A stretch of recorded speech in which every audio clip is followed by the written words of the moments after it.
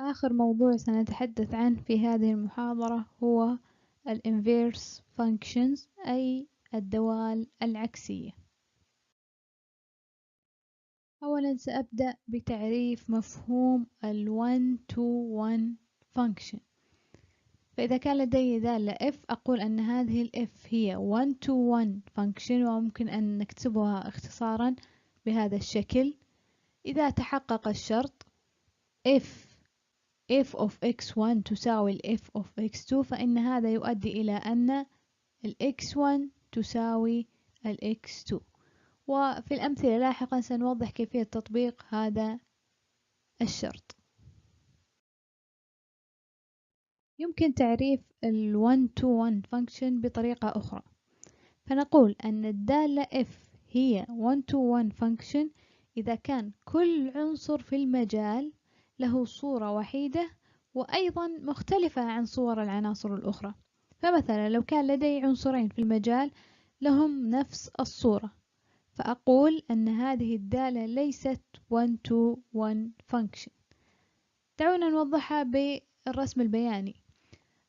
في الرسم البياني الذي لدينا هنا مثلا للدالة f نلاحظ أن المجموعة الأولى وهي المجموعة x عناصرها x1 x2 x3 x4 إلى x5، والدالة أو المجموعة الثانية y1 y2 y3 إلى y5. هنا كل عنصر له صورة وحيدة ومختلفة عن بقية العناصر. فمثلا ال x1 صورته y2، ال x2 y3، ال x3 y1، ال x4 y4، ال x5 y5. فلا نجد عنصرين لهم نفس الصورة، فبالتالي أقول أن هذه الدالة هي one to one. بينما في الدالة G نلاحظ أن ال x4 وال x5 لهم نفس الصورة وهو y4، فبالتالي أقول أن هذه الدالة ليست one to one function.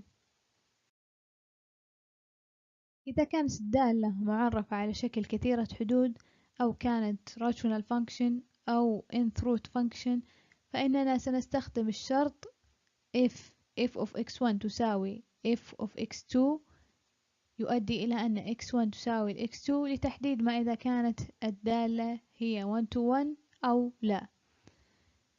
نأخذ مثال على ذلك.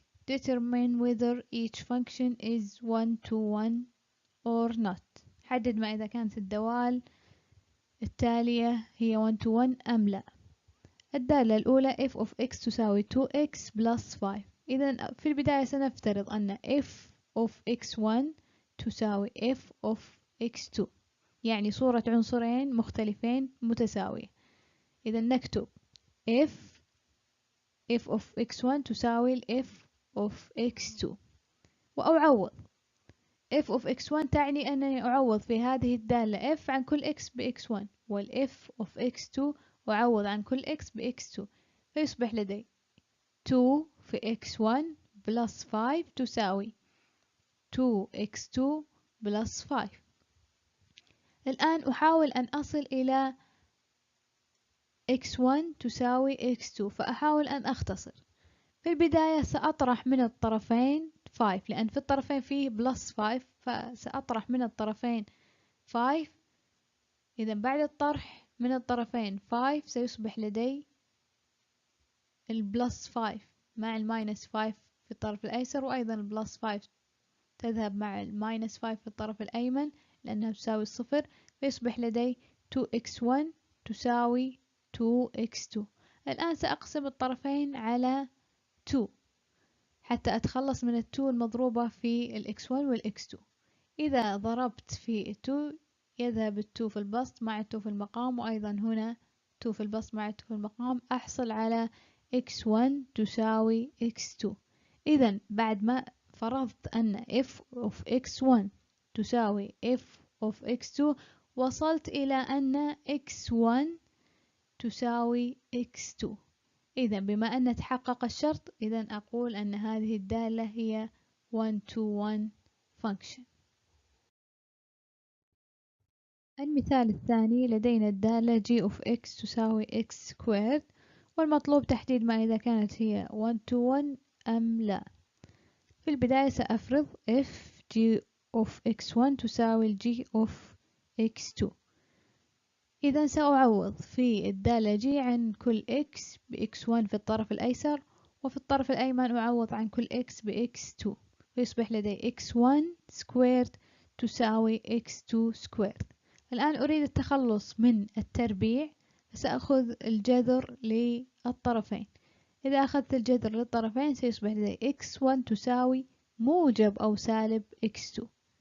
إذا بعد ما فرضت أن ال g of x1 تساوي ال g of x2، هذا لم يؤدي إلى أن x1 تساوي ال x2، إنما أصبح لدي x1 تساوي موجب أو سالب x2. فبالتالي أقول أن الدالة g هي ليست 1 to 1 function. ويمكن إثباتها بطريقة أخرى، يعني باستخدام مثال أو عدد. مثلا لو أخذت العدد 2، يعني ال x1 تساوي 2 وال x2 تساوي -2، هنا عددين مختلفين 2 و -2، لكن ال g of 2 تساوي 4 وال g of -2 تساوي 4. لماذا؟ لأن 2 square يساوي 4 وال -2 square يساوي 4 أيضا. فبالتالي هنا الصور متساوية، ال g of 2 تساوي ال g of -2، لكن ال 2 لا تساوي ال -2، يعني ال x1 لا تساوي ال x2. إذا أقول أن ال g is not 1 to 1 function. ويمكن لإثبات أنها ليست 1 to 1 استخدام إما المثال أو الإثبات بالطريقة الأولى التي ذكرناها. نأتي الآن إلى الانفيرس function. أي دالة يكون لها دالة عكسية أو inverse function فقط إذا كانت 1 to 1 function. يعني إذا كانت مثلا لدي الدالة f هي 1 to 1 function، فإنه سيكون لها دالة عكسية ويرمز لها بالرمز بهذا الشكل f وفوقها -1 وتقرأ f inverse. طيب الآن لو أعطينا دالتين f و f inverse، كيف أتحقق فعلا أن ال f inverse هي دالة عكسية للدالة f؟ تكون الدالة f inverse هي دالة عكسية للدالة f إذا تحقق شرطين. الشرط الأول وهو f inverse of f of x يساوي x، والشرط الثاني f of f inverse of x تساوي x. إذا تحقق هذا الشرطين معا فإنه فعلا أقول أن ال f inverse هي دالة عكسية للدالة f. الآن كيف نوجد الدالة العكسية لأي دالة f؟ سأوضح خطوات إيجاد الدالة العكسية من خلال هذا المثال. لدينا هنا assume that the following function is 1 to 1. Find its inverse function and check your answer. يعني هو افترض أو أعطاك دوال هي أساسا 1 to 1 function، فبالتالي يريد منك إيجاد الدالة العكسية لها مع التحقق من صحة إجابتك. الدالة المعطاة لدينا f of x تساوي الكيوب روت ل x minus 5. أول خطوة سأقوم بها أنني سأضع بدل ال f of x y، يعني سأكتب y تساوي الكيوب روت لل x minus 5. إذا بدل ال f of x هنا سأضع y لأنها هي تساويها أساسا. بعد ذلك الخطوة الثانية أستبدل كل x بy وكل y بx في هذه الدالة.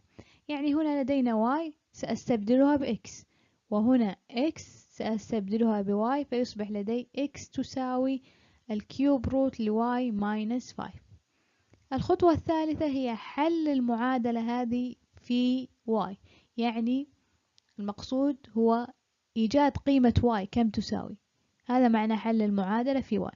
إذن الآن يجب أن نوجد قيمة y كم تساوي، فيجب أن نجعلها في طرف والقيم الأخرى في الطرف الآخر. نلاحظ هنا أن الواي تحت الجذر الثالث، فبالتالي سنأخذ التكعيب حتى نتخلص من الجذر الثالث. إذا نأخذ التكعيب للطرفين، فيصبح لدي x كيوب وتساوي الجذر الثالث لواي ماينس 5 الكل تكعيب. بعد أخذنا للتكعيب سيذهب التكعيب مع الجذر، يصبح لدي x كيوبد تساوي y ماينس 5. الآن أريد 5 فقط، عفوا أريد y فقط في الطرف الأيمن، فبالتالي سأنقل الماينس 5 للطرف الآخر بإشارة مختلفة، يصبح لدي x كيوبد بلس 5 تساوي y. الآن y هذه هي ال f inverse، فيصبح لدي ال f inverse of x تساوي x كيوبد بلس 5، وهذه هي الدالة العكسية للدالة f. الآن نريد التحقق من الحل.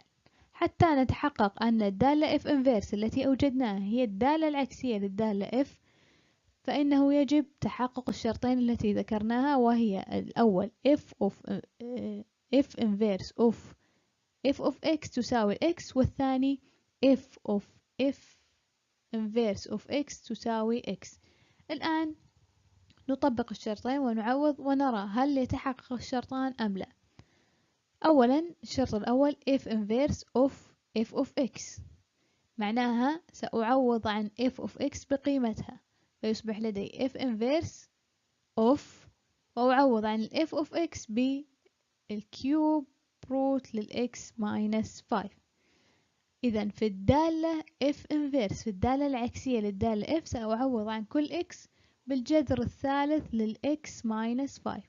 هنا لدينا الدالة العكسية، إذا سأعوض هنا عن الx بالجذر الثالث، يصبح لدي الجذر الثالث للx minus 5 الكل تكعيب plus 5، يذهب التكعيب مع الجذر ويتبقى لدينا x minus 5 plus 5، أيضا هنا minus 5 plus 5 تساوي 0، إذا يساوي x. إذا تحقق الشرط الأول. نأتي للشرط الثاني f inverse of x، وعوض عن ال f inverse بقيمتها وهي x cubed plus 5، بعد ذلك يساوي f of x cubed plus 5. إذا في الدالة f سأعوض عن كل x ب x cubed plus 5، إذا يصبح لدي يساوي الجذر الثالث ل x cubed plus 5 minus 5. الآن plus 5 minus 5 تساوي 0، فيتبقى لدي الجذر الثالث للx cubed، يذهب التكعيب أيضا مع الجذر، يتبقى لدي ما بداخل الجذر وهو x. إذا يكون تحقق الشرط الثاني. إذا فعلا الدالة العكسية التي أوجدتها صحيحة، وهي دالة عكسية للدالة f المعطاة في السؤال. مثال آخر: assume that the following function is 1 to 1, find its inverse function. بالمثل هنا أعطاني دالة هي 1 to 1 والمطلوب إيجاد الدالة العكسية لها. الدالة المعطاة f of x تساوي 3x plus 1 over x minus 2، أي أنها rational function. بالمثل بنفس الخطوات، أول خطوة أضع y تساوي 3x plus 1 over x minus 2. الآن أستبدل كل x ب y وكل y ب x. هنا ال y تصبح x والإكسات هنا تصبح y، فيصبح لدي x تساوي 3y plus 1 over y minus 2. الآن أريد حل المعادلة في y، يعني أريد y في طرف وبقية القيم في الطرف الآخر. إذا كانت الدالة بهذا الشكل كسرية، فأول شيء يجب أن أتخلص من المقام هنا وهو y minus 2. إذا سأضرب الطرفين في المقام حتى أتخلص منه، فأضرب الطرفين في y minus 2. إذا ضربت الطرفين في y minus 2 هنا يصبح y minus 2 يذهب مع y minus 2 في المقام، فيصبح لدي y minus 2 في x تساوي 3x plus 1. الآن هنا هذا الطرف سأقوم بضرب الإكس بخاصية التوزيع في القوس، يصبح لدي yx minus 2x تساوي 3y plus 1. بعد ذلك سأجعل الحدود التي فيها y في طرف والإكسات والأعداد في طرف. فمثلا هنا 3y سأنقلها للطرف الأيسر حتى تصبح مع الواي x، وال2x أنقلها للطرف الأيمن لأني أريد الوايات في الطرف الأيسر، فيصبح لدي yx minus 3y تساوي 2x plus 1. الآن في الطرف الأيسر أستطيع أخذ الواي عامل مشترك من الحدين لأنه موجود في الحدين، فإذا أخذت الواي عامل مشترك يتبقى لي في الحد الأول x وفي الحد الثاني minus 3. إذا أخذت الواي يصبح y في x minus 3 يساوي 2x plus 1. الآن أريد y فقط هنا، لكنها هنا مضروبة في x minus 3، فسأقسم الطرفين على x minus 3 حتى يتبقى لدي y.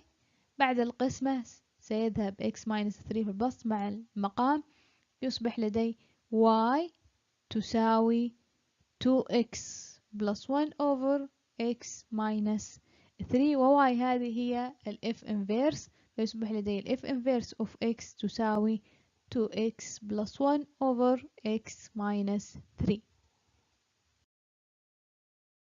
أتمنى أن تكونوا استفدتوا واستمتعتوا بهذه المحاضرة.